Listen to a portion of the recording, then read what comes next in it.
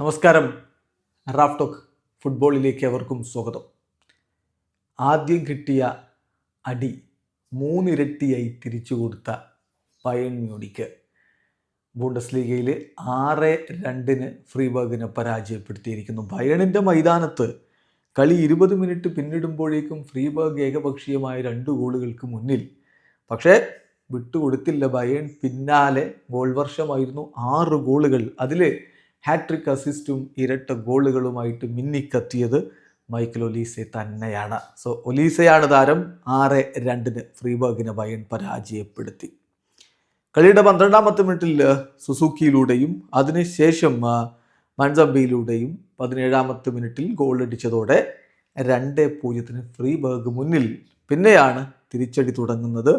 കാളിലൂടെ 22ാമത്തെ മിനിറ്റിൽ ആദ്യ goal മടക്കിയ Bayern ആദ്യ പകുതി അവസാനിക്കുന്നതിന് തൊട്ടു മുമ്പ് സമനിലയും പിടിച്ചു. ഒലീസെ തൻ്റെ ആദ്യ ഗോൾ കണ്ടെത്തുകയായിരുന്നു.